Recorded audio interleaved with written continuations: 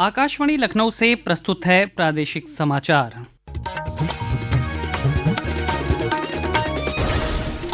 मुख्य समाचार। महाकुंभ में आज हुई प्रदेश कैबिनेट की बैठक। प्रयागराज चित्रकूट डेवलपमेंट रीजन समेत 10 प्रस्ताव हुए पारित। मुख्यमंत्री योगी आदित्यनाथ समेत मंत्रिपरिषद ने लगाई संगम में आस्था की डुबकी। मौनी अमावस्या स्नान को लेकर तैयारियां तेज। उत्तर मध्य रेलवे प्रयागराज के लिए चलाएगा 400 से अधिक मेला स्पेशल रेलगाड़ियां।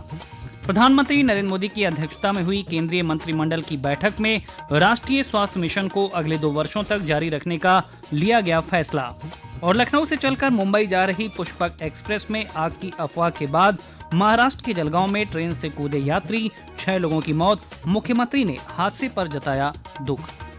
नमस्कार, प्रदेश के समाचारों के साथ मैं शैलेंद्र और समाचार विस्तार से। मुख्यमंत्री योगी आदित्यनाथ की अध्यक्षता में आज महाकुंभ के त्रिवेणी संकुल में मंत्रिपरिषद की बैठक हुई। इस बैठक में प्रदेश के सभी 54 मंत्री उपस्थित रहे। बैठक के बाद एक प्रेस कॉन्फ्रेंस में मुख्यमंत्री ने बताया कि कैबिनेट ने एनसीआर की तर्ज पर प्रयागराज चित्रकूट डेवलपमेंट रीजन के प्रस्ताव को मंजूरी दी है। साथ ही बागपत, कासगंज और हाथरस में पीपीपी मोड पर मेडिकल कॉलेजों के निर्माण के प्रस्ताव पर भी मुहर लगाई गई है। जैसे लखनऊ में हम लोगों ने स्टेट कैपिटल रीजन लखनऊ और उसके आसपास के जनपदों को मिलाकर के एक डेवलपमेंट का प्लान बनाया है, ऐसे ही प्रयागराज और चित्रकूट को मिलाकर के एक डेवलपमेंट रीजन यहाँ पे हम डेवलप करेंगे। इसके लिए इंफ्रास्ट्रक्चर के लिए जो महत्वपूर्ण होगा वह एक गंगा एक्सप्रेसवे का एक्सटेंशन हम लोग देंगे। गंगा एक्सप्रेसवे प्रयागराज से मिर्जापुर, मिर्जापुर से भदोई होते हुए संत रविदास नगर होते हुए यह काशी, चंदौली और गाजीपुर में पूर्वांचल एक्सप्रेसवे के साथ जुड़ेगा। मुख्यमंत्री ने बताया कि प्रयागराज, वाराणसी और आगरा के नगर निगम के बॉन्ड जारी किए जाएंगे। उन्होंने बताया कि उत्तर प्रदेश एरोस्पेस तथा रक्षा इकाई एवं रोजगार प्रोत्साहन नीति 2024 को भी आज मंजूरी दी गई है। उत्तर प्रदेश की जो एरोस्पेस और डिफेंस एंड एम्प्लॉयमेंट से संबंधित जो पॉलिसी है ये 2018 में हमने बनाई थी। उसी पॉलिसी के 5 साल पूरे हो चुके हैं। अब उसको नए सिरे से बनाने की व्यवस्था की गई है। इस पॉलिसी को यहाँ पर अब हम लोगों ने बड़े निवेश को आमंत्रित करने के लिए उसमें नए इंसेंटिव की घोषणा की है। आज इस पे चर्चा हुई है। एफडीआई के अंतर्गत और फॉर्चून 500 में जो निवेश प्रदेश में हुआ है उस निवेश के अंतर्गत इंसेंटिव वितरण करने की व्यवस्था और उसको उतनी प्रतिपूर्ति शासन यूपी सीडा को कर रहा है। और कुछ नए निवेश के प्रस्ताव यहाँ पर आए हैं जिन्हें लेटर ऑफ इंटेंट यहाँ पे आज जारी हो रहे हैं। बैठक में गृह विभाग, नगर विकास, चिकित्सा शिक्षा, औद्योगिक विकास विभाग से जुड़े कुल 10 प्रस्तावों को मंजूरी दी गई। बैठक के बाद मुख्यमंत्री ने मंत्रिपरिषद के सभी सदस्यों के साथ संगम में स्नान किया। महाकुंभ में श्रद्धालु और गणमान्य लोग लगातार पवित्र स्नान के लिए पहुंच रहे हैं। आज शाम 6 बजे तक 46 लाख से अधिक श्रद्धालुओं ने संगम में स्नान किया। इसी क्रम में आज अभिनेता अनुपम खेर ने महाकुंभ पहुंचकर आस्था की डुबकी लगाई। उन्होंने अपने अनुभव को सोशल मीडिया पर साझा करते हुए लिखा कि ये वास्तव में आध्यात्मिक महोत्सव का अद्वितीय स्वरूप है। प्रदेश के पुलिस महानिदेशक प्रशांत कुमार ने भी आज संगम में स्नान किया। केंद्रीय पर्यटन एवं संस्कृति मंत्री गजेंद्र सिंह शेखावत आज 2 दिवसीय दौरे पर प्रयागराज पहुंचे। श्री शेखावत ने इलाहाबाद संग्रहालय में लघु चित्रों पर आधारित भागवत प्रदर्शनी का शुभारंभ किया। इस दौरान उन्होंने कहा कि महाकुंभ के पवित्र और दिव्य अवसर को और अधिक भव्य और अनुपम बनाने के प्रयास सभी कर रहे हैं। सबके साथ और सभी के प्रयास से ही ये अनुपम कुंभ दिव्य और भव्य बन रहा है। इसके अलावा उन्होंने संस्कार भारती पवेलियन राष्ट्र रत्ना शोभा यात्रा का भी शुभारंभ किया। श्री शेखावत कल प्रयागराज से जयपुर के लिए रवाना होंगे। 29 जनवरी को मौनी अमावस्या के अवसर पर प्रयागराज में महाकुंभ में भाग लेने वाले श्रद्धालुओं की भारी भीड़ को देखते हुए रेलवे मौनी अमावस्या के दिन प्रयागराज क्षेत्र के विभिन्न रेलवे स्टेशनों से विशेष ट्रेनें चलाएगा। उत्तर मध्य रेलवे के मुख्य जनसंपर्क अधिकारी शशिकांत त्रिपाठी ने इन विशेष रेलगाड़ियों के बारे में जानकारी दी। जो ये आंकड़ा दिया गया है कि 8 से 9 करोड़ लोग स्नान करेंगे तो रेलवे की भी बहुत बड़ी जिम्मेदारी है। पूरे मौनी अमावस्या के जो D-1 से D+2 डेज जो पीक डेज होते हैं इनमें हम लोग 400 से अधिक मेला स्पेशल गाड़ियों का संचालन करेंगे। मुख्य जनसंपर्क अधिकारी ने यात्रियों से अपील की है कि वे अपने गंतव्य की ओर जाने के लिए निर्धारित रेलवे स्टेशनों से ही यात्रा करें। बनारस डायरेक्शन के लिए ज्यादा से ज्यादा लोग रामबाग और झूसी स्टेशन से ही अपनी ट्रेन पकड़ें, ताकि इसके कारण लाभ ये होगा कि प्रयागराज जंक्शन की तरफ आने वाले लोगों की संख्या भी कम होगी और यहाँ पे दूसरे डायरेक्शन के लोगों के लिए अधिक स्पेस क्रिएट हो सकेगा और हम दूसरी डायरेक्शन की अधिक ट्रेन चला सकेंगे।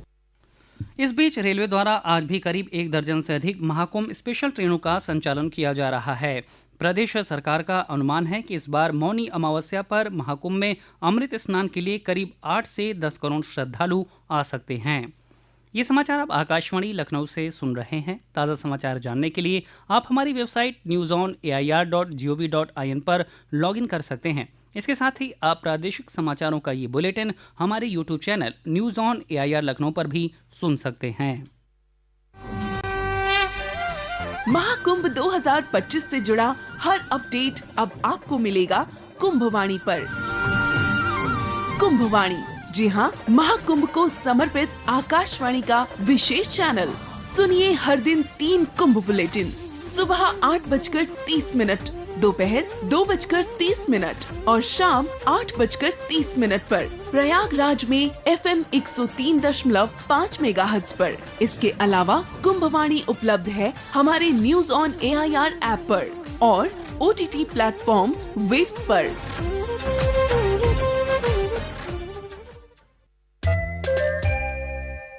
प्रधानमंत्री नरेंद्र मोदी की अध्यक्षता में हुई केंद्रीय मंत्रिमंडल की बैठक में राष्ट्रीय स्वास्थ्य मिशन को अगले 2 वर्षों तक जारी रखने का फैसला लिया गया है। केंद्रीय वाणिज्य और उद्योग मंत्री पीयूष गोयल ने एक प्रेस कॉन्फ्रेंस में इस बारे में जानकारी दी।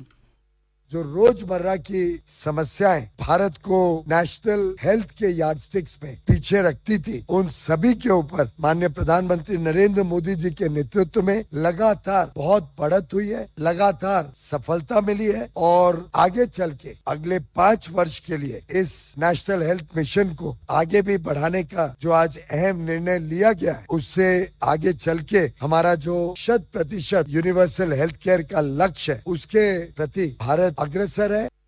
इसके अलावा बैठक में विपणन सत्र 2025-26 के लिए रॉ जूट के न्यूनतम समर्थन मूल्य को बढ़ाकर 5,650 रुपए प्रति क्विंटल किया गया है, जो पिछली बार की तुलना में 315 रुपए अधिक है। बालिकाओं की सुरक्षा, शिक्षा और सशक्तिकरण के लिए केंद्र सरकार द्वारा चलाई जा रही बेटी बचाओ बेटी पढ़ाओ योजना की आज 10वीं वर्षगांठ है। इस अवसर पर देश भर में कार्यक्रमों का आयोजन किया जा रहा है, जो 8 मार्च तक जारी रहेगा। इस अवसर पर लखनऊ के सरस्वती बालिका कन्या विद्यालय की प्रिंसिपल लता कुमारी सिंह ने बताया कि बेटी बचाओ बेटी पढ़ाओ योजना शुरू होने के बाद से उनके स्कूल में लड़कियों की संख्या बढ़ी है और ड्रॉप आउट के आंकड़ों में भी कमी आई है। ये प्रोग्राम की जब शुरुआत हुई थी, उस दिनांक से लेके आज दिनांक तक अगर हम देखें तो महिलाओं की स्थिति में काफी सुधार हुआ है। और मेरे यहाँ चूंकि बालिका विद्यालय है, मैंने जितना फोकस किया उससे अच्छा रिजल्ट मैंने पाया। पहले लोग लड़कियों को घर बिठा लेते थे, पढ़ाते नहीं थे। जो ड्रॉप आउट्स की समस्या थी वो भी इस अभियान के आने से काफी खत्म हुई है। अयोध्या में श्री रामलला की प्राण प्रतिष्ठा के 1 साल पूरे होने पर आज अयोध्या में बड़ी संख्या में श्रद्धालुओं ने दर्शन पूजन किया। हनुमानगढ़ी, दशरथ महल, कनक भवन सहित अयोध्या के सभी मंदिर आज श्रद्धालुओं से भरे रहे। हालांकि श्री राम जन्मभूमि तीर्थ क्षेत्र पंचांग की तिथि के अनुसार 11 जनवरी को ही 3 दिवसीय प्रतिष्ठा द्वादशी का आयोजन कर चुका है, पर ट्रस्ट ने आज बड़ी संख्या में श्रद्धालुओं के पहुंचने की संभावना को देखते हुए विशेष तैयारी की थी। वहीं हापुड़ में लोकसभा सांसद अरुण गोविल ने असोड़ा गांव में घर घर रामायण अभियान का शुभारंभ किया। लखनऊ से मुंबई जा रही पुष्पक एक्सप्रेस में आग लगने की अफवाह के बाद यात्रियों के ट्रेन से कूदने से 6 लोगों की मौत हो गई और कई लोगों के घायल होने की खबर है। जानकारी के मुताबिक अफवाह फैलने के बाद यात्रियों ने चेन पुलिंग की और ट्रेन से कूदना शुरू कर दिया। हादसे के वक्त ट्रेन महाराष्ट्र के जलगांव में थी। ट्रेन से कूदने वाले लोग कर्नाटक एक्सप्रेस की चपेट में आ गए। हादसे पर मुख्यमंत्री योगी आदित्यनाथ ने गहरा दुख व्यक्त किया है। उन्होंने मृतकों के परिजनों के प्रति संवेदना व्यक्त करते हुए हादसे में घायलों के समुचित उपचार के निर्देश दिए हैं।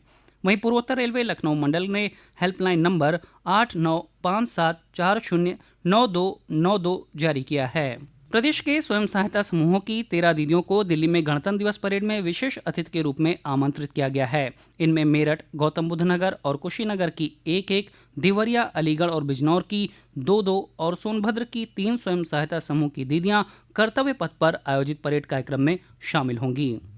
और अंत में मुख्य समाचार एक बार फिर। महाकुंभ में आज हुई प्रदेश कैबिनेट की बैठक। प्रयागराज चित्रकूट डेवलपमेंट रीजन समेत 10 प्रस्ताव हुए पारित।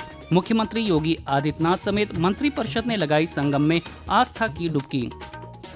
मौनी अमावस्या स्नान को लेकर तैयारियां तेज। उत्तर मध्य रेलवे प्रयागराज के लिए चलाएगा 400 से अधिक मेला स्पेशल रेलगाड़ियां। प्रधानमंत्री नरेंद्र मोदी की अध्यक्षता में हुई केंद्रीय मंत्रिमंडल की बैठक में राष्ट्रीय स्वास्थ्य मिशन को अगले 2 वर्षों तक जारी रखने का लिया गया फैसला। और लखनऊ से चलकर मुंबई जा रही पुष्पक एक्सप्रेस में आग की अफवाह के बाद महाराष्ट्र के जलगांव में ट्रेन से कूदे यात्री, 6 लोगों की मौत। मुख्यमंत्री ने हादसे पर जताया दुख। इसी के साथ प्रादेशिक समाचारों का ये बुलेटिन समाप्त होता है। अगला बुलेटिन रात 8 बजे FM पर प्रसारित किया जाएगा। नमस्कार।